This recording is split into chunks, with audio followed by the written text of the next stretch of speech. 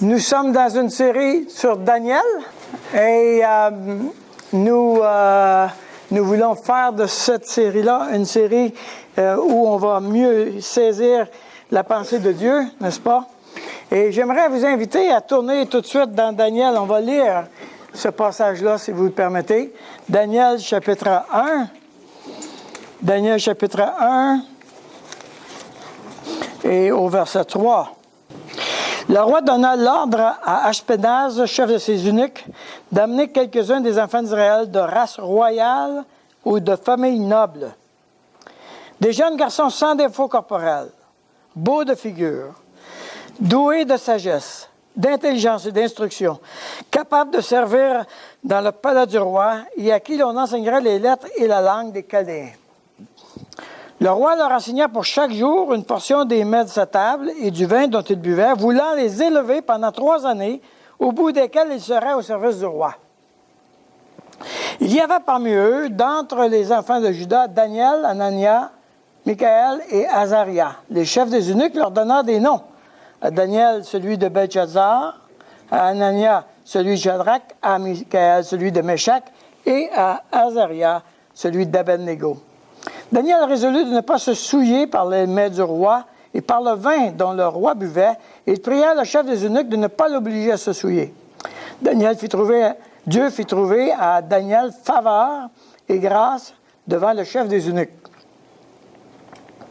Le chef des eunuques dit à Daniel, « Je crains, mon Seigneur, le roi qui a fixé ce que vous devez manger et boire. Car, pourquoi verra-t-il votre visage plus abattu que celui des jeunes gens de votre âge? Vous exposeriez ma tête auprès du roi. » Alors Daniel dit à l'intendant à qui le chef des eunuques avait remis la surveillance de Daniel, de Anania, de Michaël et d'Azaria, « Éprouve tes serviteurs pendant 10 jours, et qu'on nous donne des légumes à manger et de l'eau à boire. Tu regarderas ensuite notre visage et celui des jeunes gens qui mangent les mets du roi, et tu agiras avec tes serviteurs d'après ce que tu auras vu. » Il leur accorda ce qu'ils demandaient et les éprouva pendant 10 jours. Au bout de 10 jours, ils avaient meilleur visage et plus d'embonpoint que tous les jeunes gens qui mangeaient les mets du roi. L'intendant apportait les mets et le vin qui leur était destiné et il leur donnait des légumes. Dieu accorda à ces 4 jeunes gens de la science, de l'intelligence dans toutes les lettres et de la sagesse. Et Daniel expliquait toutes les visions et tous les songes. Au terme fixé par le roi pour qu'on lui amène, le chef des eunuques les présenta à Nabuchodonosor. Le roi s'entretint avec eux, et parmi tous ces jeunes gens, il ne s'en trouva aucun comme Daniel, Anania, Michaël et Azaria. Ils furent donc admis au service du roi. Sur tous les objets qui réclamaient de la sagesse et de l'intelligence, et sur lesquels le roi les interrogeait, il les trouva 10 fois supérieurs à tous les magiciens et astrologues qui étaient dans tout son royaume. Ainsi fut Daniel jusqu'à la première année du roi Cyrus. Jusque-là, le Seigneur veut nous communiquer ce matin sa parole, vraiment. Et j'ai intitulé le message « L'audace de la foi ». L'audace de la foi. OK? Et pourquoi? Parce que Daniel n'a pas voulu faire un compromis. Les compromis, c'est l'incapacité de composer avec l'intention de Dieu révélée dans la Bible parce que nous sommes submergés par nos propres besoins personnels. Daniel n'a pas voulu manger les mets du roi, il n'a pas voulu se souiller avec les mets du roi et il n'a pas voulu faire de compromis. Évidemment, dans un contexte où tu es un peuple dominé, de te placer dans une position semblable, c'est ta vie qui est en jeu. Lui, Daniel, a décidé, il a résolu de ne pas se compromettre. Donc, d'un point de vue humain, il aurait pu dire, écoute, on se calme, là, c'est les mets du roi, c'est vrai que j'ai pas le droit, mais peut-être que Dieu va m'employer abondamment en étant ici, dans les cours des grands, et peut-être que Dieu va pouvoir... En tout cas, on est capable de raisonner la chose pour ne pas faire l'obéissance, et on est capable de faire le compromis quand on est capable de s'expliquer pourquoi le compromis est correct. Je dirais, nous sommes des spécialistes du compromis. Et je dirais, pire que ça, les Québécois sont des over-spécialistes du compromis. Nous sommes, les Québécois, il y a un terme pour ça, on appelle ça, on est des gens consensuels. C'est-à-dire que nous sommes des gens qui, aussitôt qu'il arrive un débat, ils veulent se retirer du débat.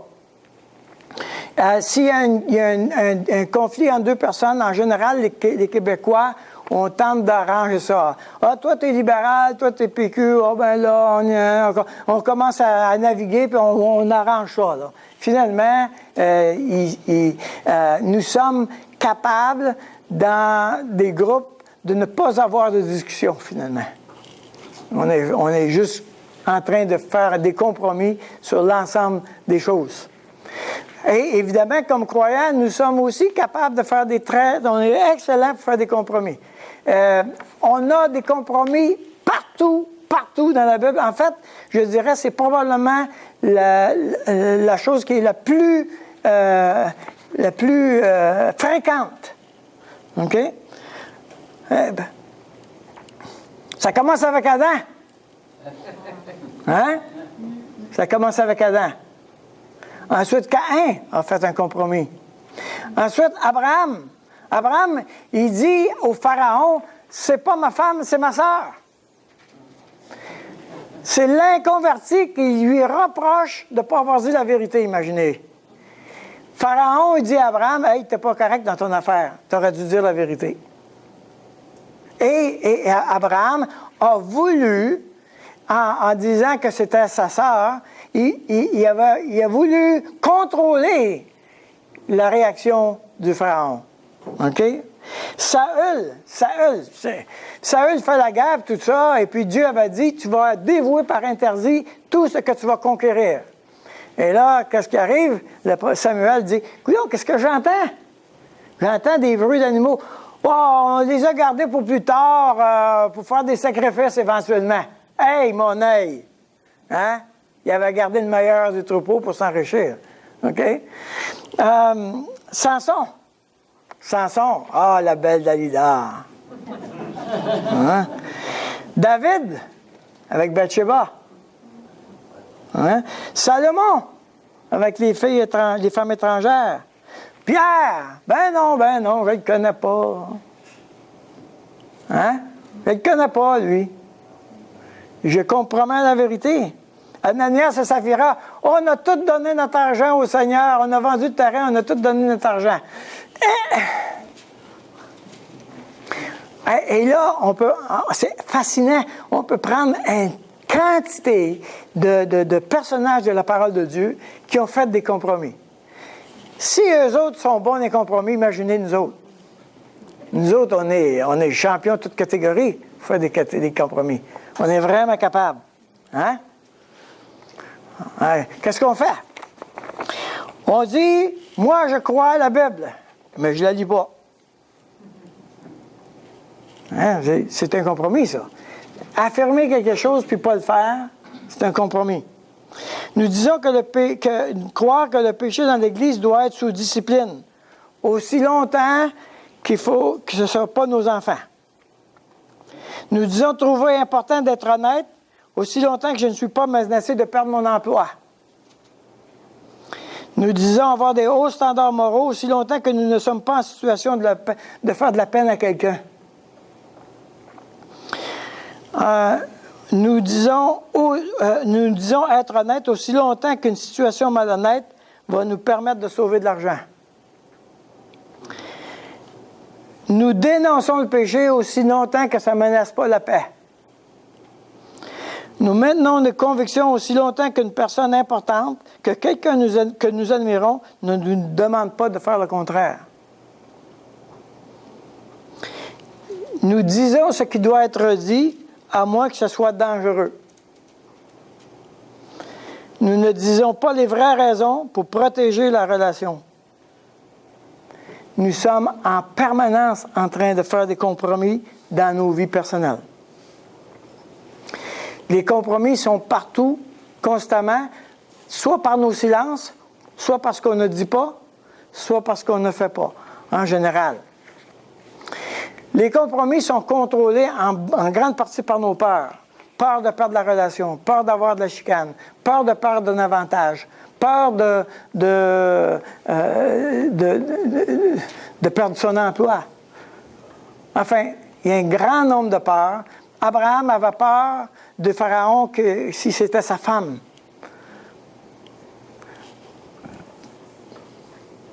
Il y a un grand nombre de peurs. Oh, il y a bien d'autres raisons. On fait des compromis pour nos avantages personnels. On s'entend? Si on a un besoin personnel, on va faire un compromis. Alors, moi, j'aimerais mettre en lumière dans ce texte-là, c'est l'audace de la foi de Daniel devant les prétendus géants, devant les choix importants. On est appelé à avoir l'audace, une audace, ou devant Dieu lui-même. Nous pouvons exprimer l'audace de la foi. Premièrement, on a des prétendus géants, mais ce sont des géants contrôlés par Dieu. La Bible a dit dans Daniel chapitre 1, le Seigneur, verset 2, le Seigneur livra entre ses mains Joachim, roi de Juda, et une partie des ustensiles de la maison de Dieu à Nabuchodonosor.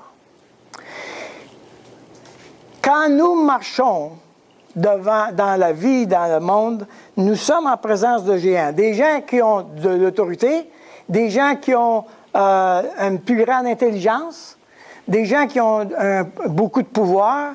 Il y a des géants autour de nous, des gens qui sont capables de nous faire rentrer 6 pieds sous terre, de nous faire avoir honte, etc. On a des géants. Mais ces géants-là sont contrôlés par Dieu. C'est-à-dire que s'ils n'ont aucune autorité, ils n'ont aucun pouvoir si Dieu ne leur a pas donné. Donc, nous sommes sous le contrôle, nous sommes sous l'influence des géants, mais ce sont des géants qui sont contrôlés par Dieu. Ça, c'est vraiment intéressant dans Jean chapitre 19. Retournez avec moi à l'Évangile de Jean chapitre 19.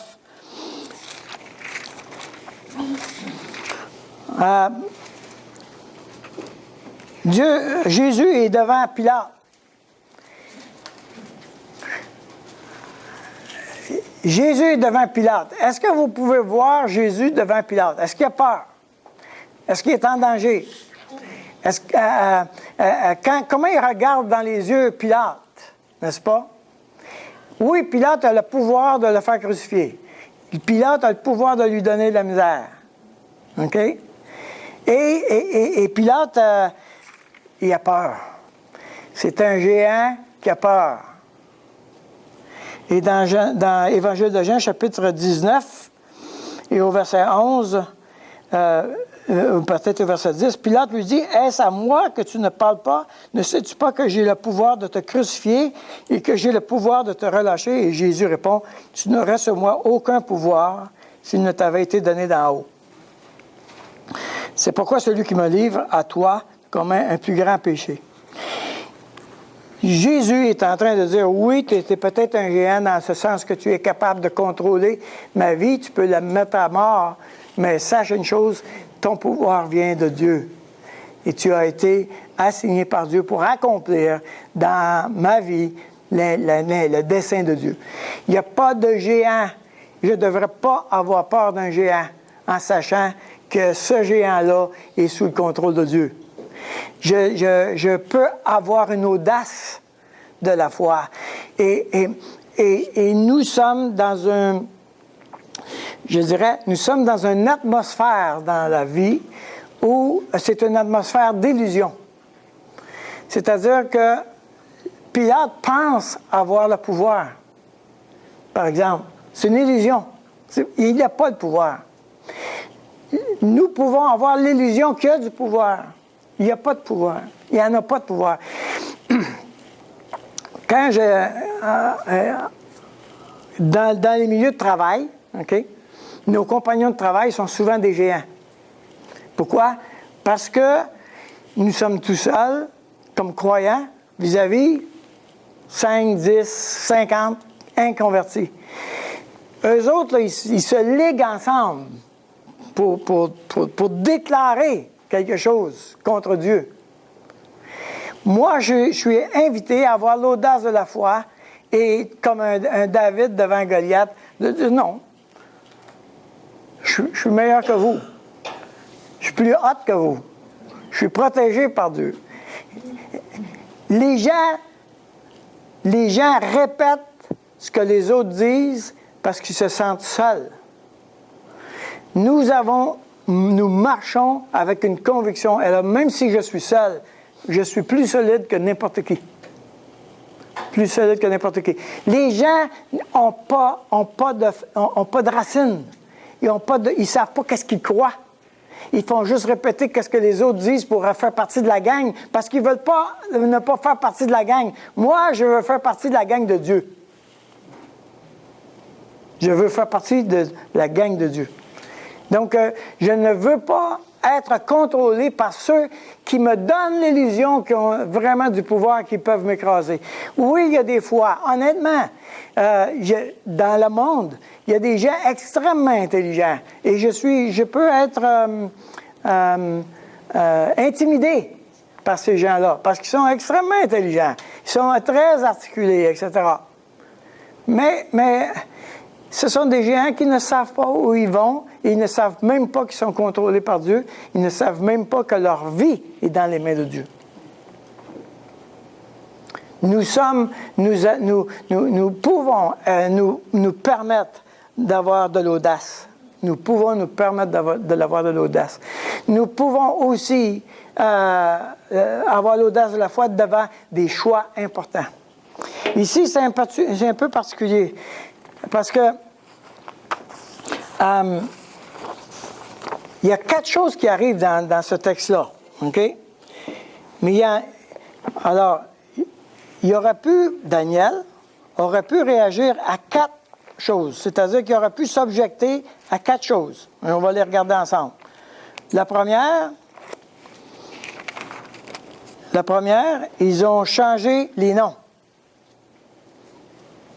Il aurait pu dire, regarde, Dieu m'a donné un nom, c'est mon nom, et il n'y a pas question que tu changes mon nom pour un nom, parce qu'il faut savoir que quand ils ont changé le nom, ils l'ont changé par rapport à une divinité. Okay? Donc ça, il faut savoir ça. Alors, par exemple, Daniel, c'est Dieu est mon juge. Okay? Et, mais le nom babylonien, c'est comment? Oui, Belshazzar, mais son nom, le sens du nom de Chaldéen, c'est je suis favorisé par le Dieu Bel. Voyez-vous? Alors, on change le nom, mais pour une connotation idolâtre. Je ne m'avancerai pas pour les autres noms. J'ai étudié ça en masse, mais les théologiens ne sont pas d'accord, sont incertains des sens, alors je ne m'avancerai pas. Mais c'est juste pour dire qu'il y a une première place où il aurait pu dire non, vous ne changerez pas mon nom. Ensuite, il devait les instruire. Hein? Il devait les instruire dans les lettres du peuple chaldéen et la langue des Chaldéens. Autrement dit, il aurait pu dire, moi, je ne vais pas à l'école des inconvertis. Il aurait pu dire ça. Je ne veux pas recevoir un enseignement des inconvertis, je veux avoir l'enseignement de Dieu. OK? Il ne s'est pas opposé à ça non plus. Ça dit qu'ils sont formés en vue de faire partie du gouvernement babylonien. Il aurait pu dire aussi, moi, je ne veux pas être formé en vue du gouvernement babylonien. Et finalement, ils ont donné les mains du roi, et là, il a dit non, ça, je ne me souillerai pas. Alors, et c'est là où, si j'avais un combat cette semaine, c'était de clarifier cette affaire-là. C'est pourquoi, dans les 4 possibilités de compromis, il y en a seulement un qui a choisi. Pourquoi est-ce qu'il n'a pas vu que c'était un compromis pour les 3 premiers? Pourquoi est-ce que le fait de changer de nom, ce n'était pas un compromis pour Daniel? Le fait d'être éduqué selon la loi, l'école chaldéenne, n'était pas un compromis. Et pourquoi est-ce que faire partie du gouvernement babylonien n'était pas un compromis? Seulement la nourriture est un compromis. La raison pourquoi c'est important de répondre à cette question-là, c'est que tu dois te poser, il faut choisir son combat. Donc, ça veut dire que lequel est un vrai compromis, lequel est un compromis possible, mais qui n'est pas réellement un compromis. OK? Donc, j'avoue, là, c'est pas évident. Et je peux pas dire que j'ai résolu totalement l'affaire, honnêtement. Mais ce que je peux observer, par exemple, c'est que quelquefois, il y a des croyants qui se sont engagés dans un combat au nom de ne pas être compromis, qui n'était pas nécessaire. Et ça m'agace un petit peu. C'est-à-dire que tu peux t'embarquer dans un gros combat, mais ce n'était pas nécessaire, ce combat-là. Dans une autre place, tu t'es pas embarqué dans le combat, lui, il aurait dû être mené. Donc, quand est-ce que je vais choisir mon combat? Quand est-ce que ça va? Je vais juste laisser couler. La seule manière que j'ai résolu la question, ça a été qu'il fallait que la Bible soit claire sur le sujet. Si la Bible n'était pas claire sur le sujet, ça veut dire qu'il y avait un espace. En ce qui concerne le nom, par exemple, il n'y a pas de place dans la Bible où c'est dit que ton nom, ça doit demeurer ton nom. Un. Deuxièmement, même si on me donne un nom, par exemple, moi, si tu me donnes le nom, tu es un protestant. Okay? Parce que les protestants, c'est quelqu'un qui a donné un nom à nous. Hein?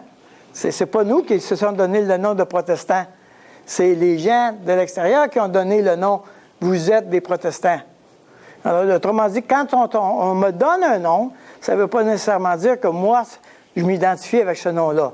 Le nom, c'est mon nom devant Dieu. Alors, mon identité, ce n'est pas les autres qui me la donnent, c'est Dieu qui me la donne. Je suis enfant de Dieu.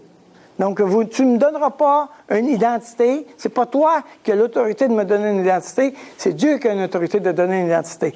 La raison pourquoi est-ce qu'on donnait un nom, on changeait de nom, rappelez-vous que ça a toujours été associé avec l'autorité. Donc, quand je nomme une chose, je manifeste mon autorité. Quand Nebuchadnezzar a changé les noms de ces jeunes-là, il voulait leur dire « Je suis une autorité ». Dieu a dit à Adam « Tu vas nommer les animaux ». Pourquoi? Parce qu'il voulait qu'Adam ait l'autorité sur les animaux. Dieu a donné à Adam la possibilité de nommer pour exprimer l'autorité. OK?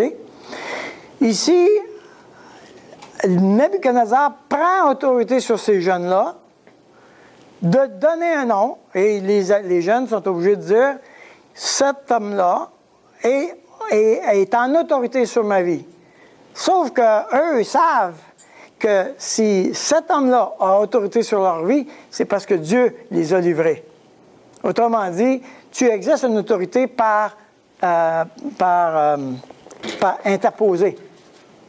Alors, oui, je vais me soumettre à ton autorité, parce que présentement, je suis sous la malédiction de Dieu, sur le jugement de Dieu, pour 70 ans. Alors, moi, comme peuple, reconnaissant le jugement de Dieu par l'autorité babylonienne, je choisis de me mettre volontairement et intentionnellement sous l'autorité de cette personne. Vous me suivez?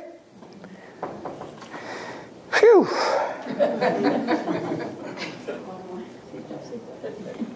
OK? C'est important de comprendre la chose. Parce que, vous savez, les compromis, le problème avec les compromis, c'est qu'on est capable de tricoter notre pensée pour justifier notre compromis. Alors, comment est-ce que je vais me surveiller pour ne pas m'auto-justifier dans une place où je devrais prendre position, d'avoir de l'audace, d'être intègre? La deuxième chose, c'était la question de l'école. Est-ce qu'un croyant peut aller dans une école séculière? Et là, il y a tout un débat, même parmi les évangéliques, qu'il ne faut pas que les enfants aillent dans une école séculière, il faut qu'ils soient enseignés dans la foi chrétienne. Et on a toutes sortes de positions là. Je dirais, la Bible, ce que la Bible mentionne très clairement, c'est que les parents ont la responsabilité d'enseigner la foi à leurs enfants. Nous sommes tenus responsables, comme parents, d'enseigner la foi à nos enfants. Est-ce que ça veut dire qu'ils ne peuvent pas être enseignés par d'autres mouvements? Est-ce que ça veut dire qu'ils ne doivent apprendre d'autres sciences uniquement que par les parents? Ou est-ce que les parents ont la seule responsabilité de communiquer la foi aux enfants? Et ce qu'on peut observer, par exemple, Moïse a été enseigné dans toute la science et la sagesse des Égyptiens. Okay? Il a été vraiment au top des Égyptiens. Mais il a quand même choisi d'établir sa vie et ses principes sur la parole de Dieu.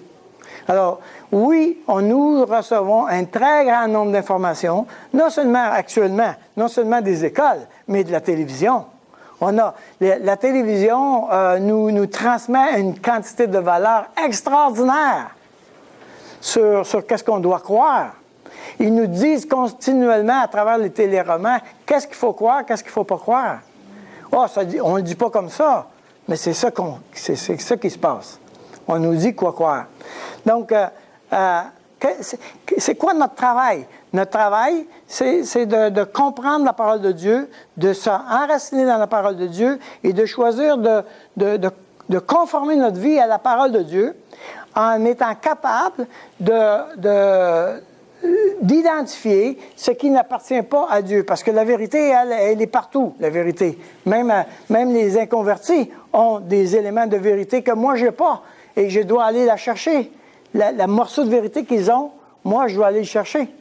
Parce que c'est pas possible qu'un être humain sache tout. C'est pas possible.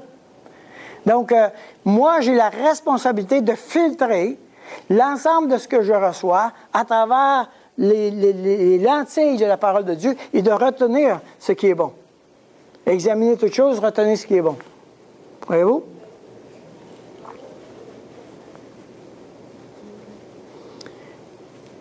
Donc,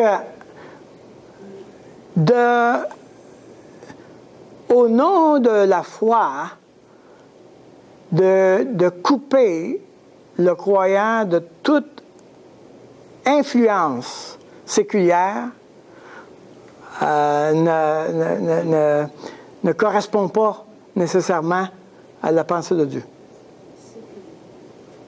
Voyez-vous? Alors, ça, donc, le nom, il n'a pas fait un combat là. L'école, il n'a pas fait un combat là. Le gouvernement, il n'a pas fait un combat là. Parce que lui, il a été formé. Alors, qu'est-ce qu'ils font? Les sociétés conquérantes, à cette époque-là, entraient dans un pays, ils choisissaient la classe royale, OK? Puis ils les emmenaient avec eux. Ça fait plusieurs choses en même temps. Si tu as la fille du roi, est-ce que l'autre roi, il va faire des troubles? J'ai ta fille chez nous, là. Fais bien attention. Hein? Quand il voulait faire la paix entre deux pays, qu'est-ce qu'il faisait? Il mariait un avec l'autre. OK? On achète la paix, on marie les affaires. Alors, ici, Daniel, hein, on l'a ici au début, ça dit d'amener des enfants d'Israël de race royale ou de famille noble. Ils ont pris la crème de la royauté, puis ils les ont emmenés avec eux. Okay? Donc, je veux dire, ils ont resté Joachim, le roi, là. Ils l'ont laissé là, mais oui, mais tous les enfants sont là-bas. On va se tenir tranquille. Hein, ils peuvent toucher mes enfants. Maintenant, cette famille royale-là, OK, ils sont habitués d'être dans la zone du pouvoir. Ils sont pas perdus dans la zone du pouvoir, eux autres. Ils ont grandi dans la zone du pouvoir. Là, maintenant, l'intention, c'est de les former, de leur enseigner et tout, pour qu'ils soient au pouvoir. le pouvoir de Babylone. Alors, on pourra dire, hey, Babylone, Babylone, ça vient de où? Ça vient de Nimrod, ça vient de Babel, ça vient de la vallée Ginéar, ça vient de tout ce qui est le mal. La représentation parfaite du mal est Babylone. Puis là, je vais faire, moi, comme croyant, je vais faire partie de ce gouvernement-là. Wow! Est-ce qu'un croyant peut faire partie d'un gouvernement semblable? Non. Hein? Est-ce qu'un croyant peut faire partie d'un gouvernement qui appuie l'avortement, tiens? Est-ce que je peux faire partie du parti qui appuie l'avortement? Oui. Hein? Alors, Daniel n'a pas vu un problème de compromis, là. Voyez-vous? C'est intéressant, ça. Il n'a pas vu un problème de compromis, là. Lui, il ne s'est pas levé en disant, non, je n'ai pas question, si vous voulez que je sois au gouvernement, oubliez ça. Trouvez-moi une petite job ailleurs, mais non, pas le gouvernement. Non, il n'a pas été dans cette direction-là non plus. Pourquoi? Parce que, premièrement, la Bible ne dit pas ça. Elle nous dit de ne pas nous associer avec le mal, dans le sens d'être en communion avec le mal, mais je peux le dénoncer, le mal. OK? Donc, c'est une question de conscience personnelle, là. Alors, il ne s'est pas objecté à ça non plus. Tout à coup, il arrive la question des aliments. Ah, là, ça bloque. Ouais, là, écoute, c'est juste des patates, là. C'est quoi le problème? Non, ça bloque. Et là, il décide qu'il ne fera pas un compromis. La Bible a dit, dans le verset, attendez un petit peu que je retrouve, verset 8, Daniel résolut de ne pas se souiller. Là, il y a comme une décision personnelle. Maintenant, quand on dit, on se résout, hein, ça veut dire que je prends position. Une place où je ne ferai pas de compromis. Dieu me demande de ne me pas souiller avec les aliments impurs. Je ne le ferai pas. Si tu veux me couper la gorge, c'est bien beau, mais moi, je ne peux pas faire ça. Les autres, je peux le faire, celui-là, non. Donc, il a choisi son combat. Il a choisi son combat. Il a dit, ça, dans la Bible, Dieu me demande de ne pas faire ça. Je ne le fais plus. Je ne le fais pas. Et il prend une position pour choisir son combat. Il se présente. Maintenant, regardez bien. Ça, c'est un autre problème. Quelquefois, les croyants, on ne veut pas faire de compromis et on commence à se battre. Mais le problème, c'est qu'on ne se bat pas correctement. Et c'est pas le choix c'est pas le choix de ne pas avoir de compromis qui te fait ton problème. C'est ta manière de faire la bataille qui est un problème. Daniel, ce qu'il fait, c'est qu'il dit, il pria, verset 8, il pria le chef des eunuques de ne pas l'obliger à se souiller. Alors, comment est-ce qu'on combat? La première des choses, tu vas voir ton autorité, puis tu dis, regarde, moi j'ai un problème de conscience. OK? Et le chef des eunuques, lui, il raconte son problème. Je crains mon Seigneur le roi qui a fixé ce que vous devez manger et boire.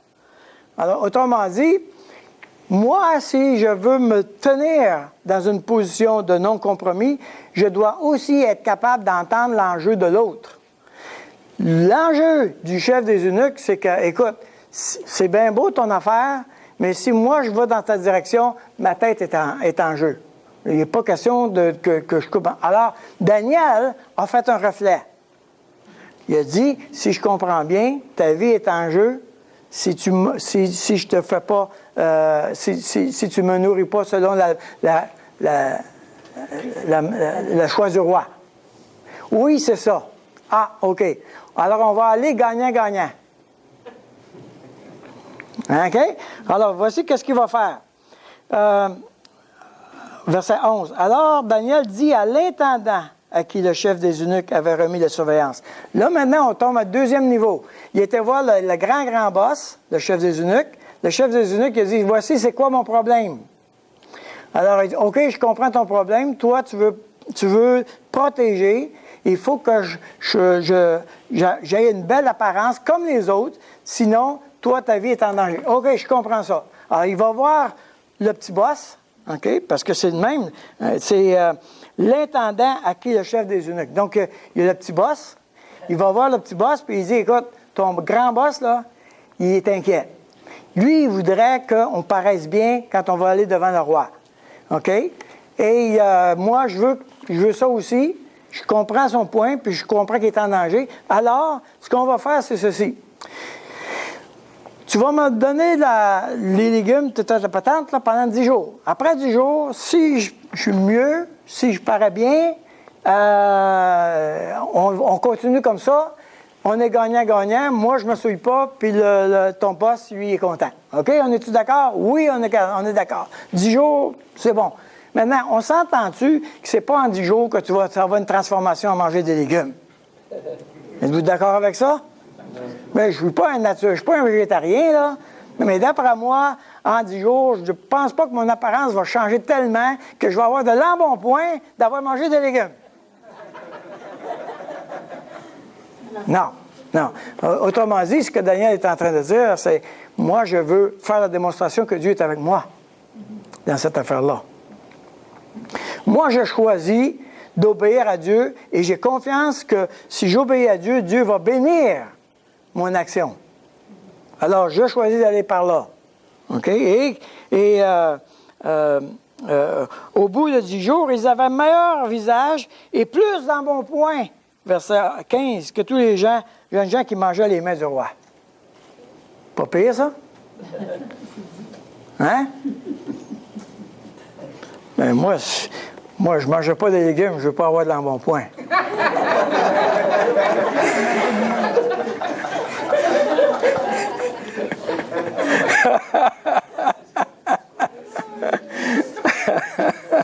Bon, ben, je me demande si c'est pas un triquet un petit peu, la manière de réfléchir, là, mais...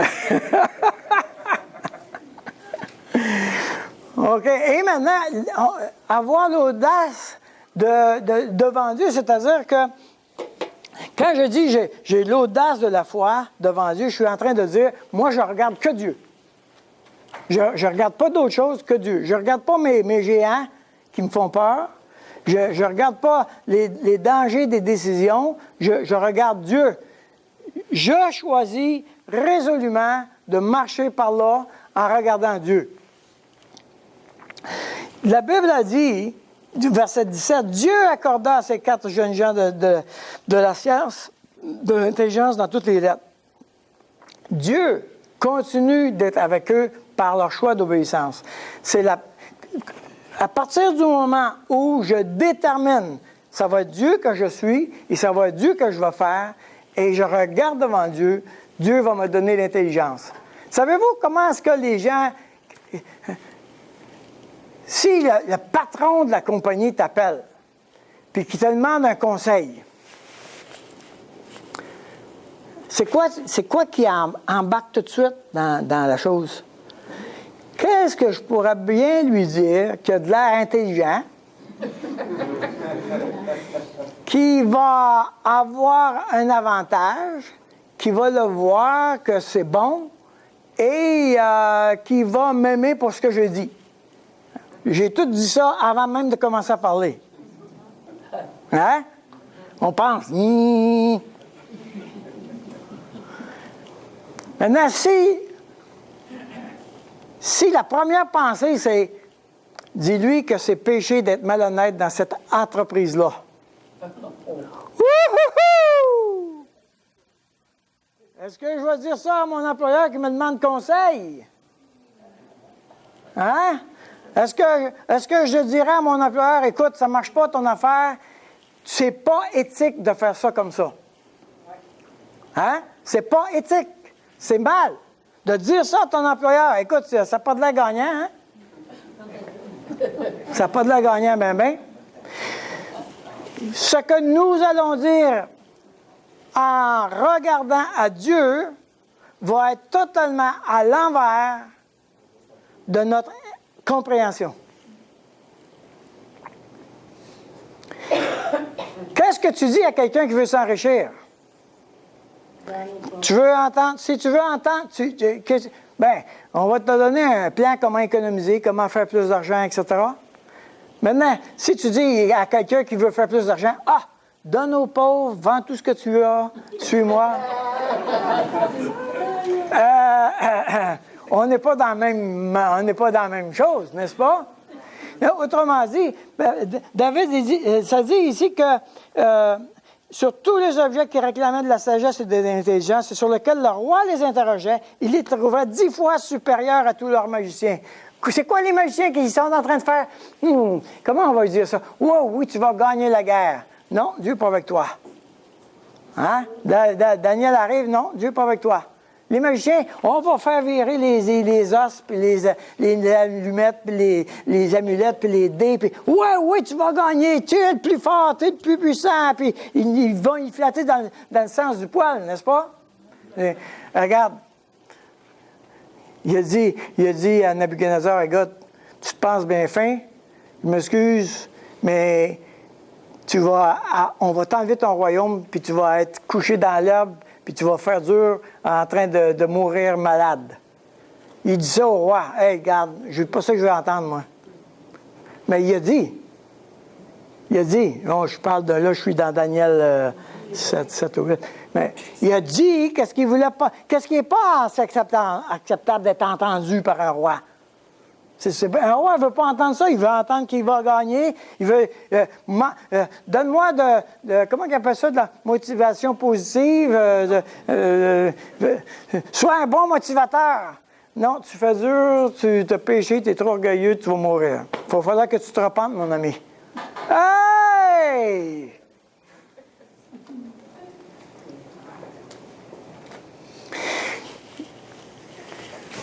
Quand j'étais en mécanique, les 2 dernières semaines de mon travail, là, les gars, 160 mécaniciens, là. Il y a en masse des jokes, hein? Et il y a même une fois où ils ont pris... il y avait un des frères qui mettait souvent des traités dans les...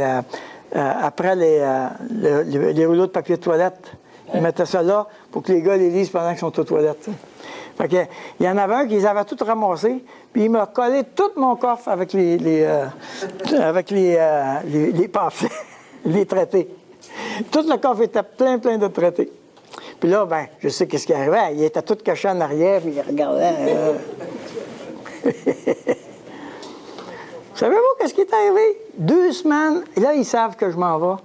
Les gars me prenaient à part, ils me prenaient en arrière d'un camion. « Hey, Daniel, tu sais, c'est pas mal vrai ce que tu dis, tu sais. Là, il n'y a pas de danger, je m'en vais. Hein? Il y a un homme, 62 ans, il a été marié à une affaire comme 44 ans, 45 ans, puis là, il était tout fier, parce qu'on travaillait toujours à 2 par 2, hein? Il était tout fier de me dire que là, il se divorçait, puis elle l'a chipie, puis tatata, et je lui ai dit, Dieu est contre le divorce. Tu dois te réconcilier.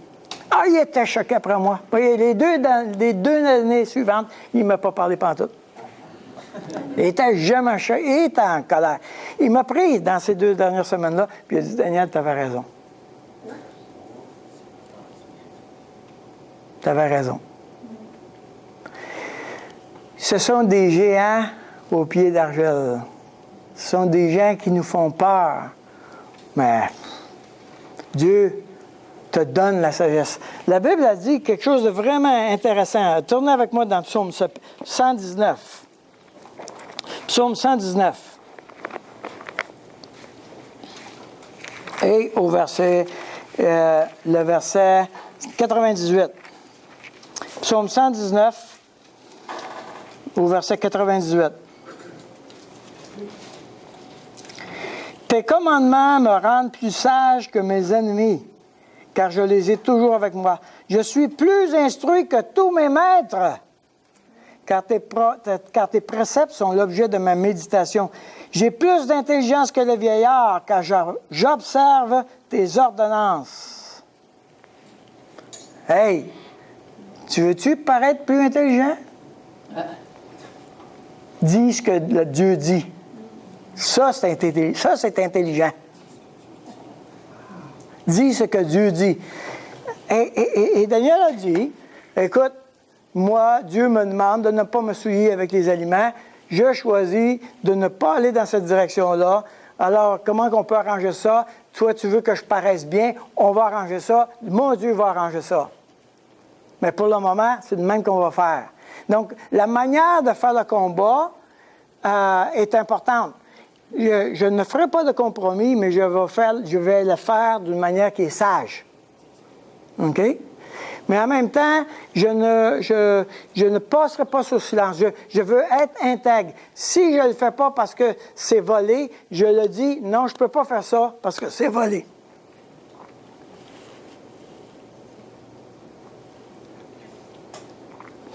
Hein? Tu travailles avec les gars de la construction? Facture, pas de facture? Hein? Facture, pas de facture? Non, moi je crois en Dieu, on va faire une facture. Wow!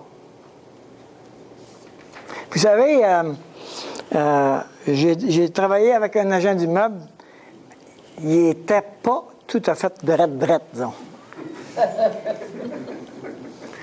Mais savez-vous quoi? Avec moi, là, il savait toujours comment ça virait. J'étais très prévisible. Puis à la fin, il ne me posait rien comme question. C'est comment on va faire ça comme ça. Le chemin droit, c'est le chemin droit. On ne fera pas d'affaires tout croche. OK? Et c'est intéressant parce que tout à coup, les premières fois, là, c'était très, très compliqué, là.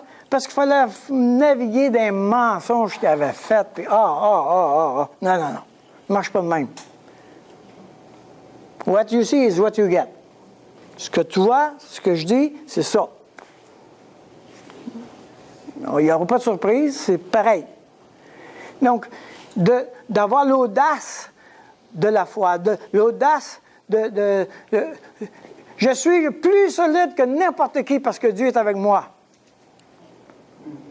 Et personne ne peut me détruire, personne ne peut me faire mal parce que Dieu est avec moi. C'est pas vrai, on peut me faire mal en masse. Mais c'est pas grave, parce que je serai quand même solide.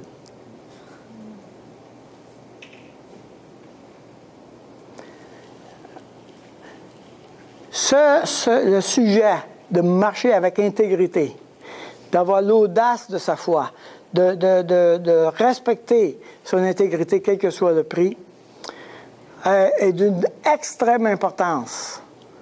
OK? Et ce qu'on peut voir ici, c'est la base de toute la vie de Daniel et la manière dont Dieu l'a utilisé. Toute sa vie. Et nous, on part comme ça. On part comme ça. Le prochain chapitre, c'est des visions. On commence tout de suite avec les visions. Déjà, Dieu fait beaucoup de choses, mais il établit la base. La base va être un homme intègre. Et tout le reste va découler. Soit vrai, soit authentique, et marche résolument avec Dieu.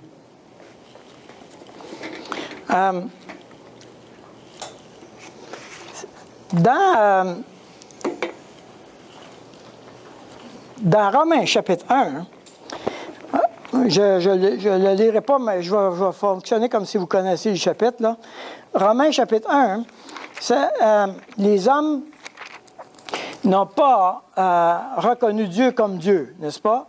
Ayant connu Dieu, ils ne l'ont point rendu grâce. OK?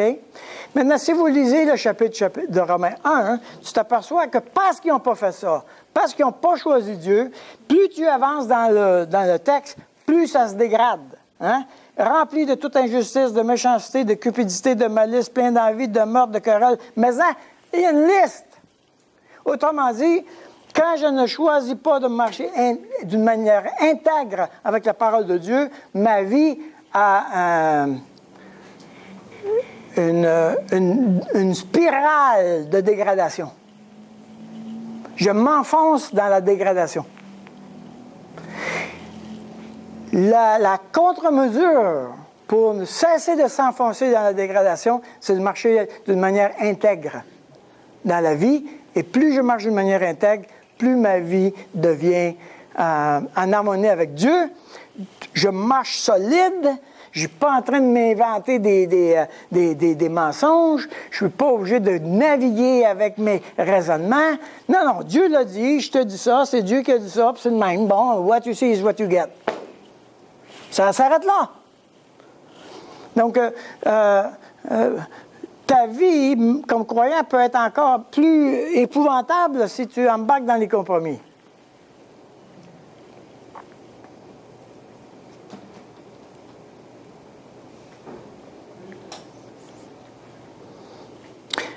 Ce que j'ai trouvé, c'est que presque toujours, les inconvertis apprécient énormément que nous soyons vrais. Parce qu'ils savent avec qui on a affaire. Ils n'ont pas de surprise. C'est ça. J'ai affaire avec cette personne-là. Dans mon couple,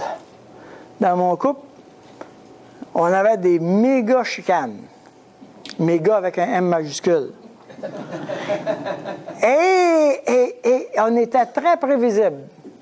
Parce que je savais qu'elle choisirait Dieu, puis elle savait que je choisirais Dieu. Quand, on ne le savait pas, là, mais... mais on savait que c'était ça. Elle va choisir Dieu, je vais choisir Dieu. On était très prévisible. La chicane, maintenant, il fallait qu'elle se règle. OK? Pourquoi? Parce que c'était clair. Il y avait une résolution de choisir Dieu. Et toutes nos difficultés viennent de ce qu'on est mou là-dessus. On est mou. Mais t'es mou, ben les autres, tu t'enfonces. Demandez à Dieu, je veux te choisir, je veux être vrai, je veux être authentique, et je veux choisir les combats, tes combats, pas les miens, pas ceux qui font mon affaire, tes combats à toi. Et donne-moi, Seigneur, la capacité d'en faire la différence. N'est-ce pas? Alors, Seigneur, fais de moi un sanctuaire pur et saint, fidèle et vrai. Seigneur, habite dans ma vie, habite en moi, que moi, quand je marche, ce que les autres vont rencontrer, c'est un sanctuaire où Dieu est présent. Et quand je parle, c'est toi qui parles. On peut se lever pour le chanter. Seigneur, fais de moi un sanctuaire pur et saint, fidèle et vrai, avec action de grâce, je pourrais être un sanctuaire pour toi. Seigneur, on veut te donner la permission de nous affermir dans notre choix pour toi, jour après jour. Que tu puisses nous indiquer là où on fait un compromis, là où est-ce que nous sommes en train de nous protéger nous-mêmes plutôt que de compter sur ta protection. Seigneur, nous voulons que tu nous rendes intègres et audacieux pour toi. Nous te confions, Seigneur, ce temps ensemble. Amen. Bonne semaine. Que le Seigneur vous garde.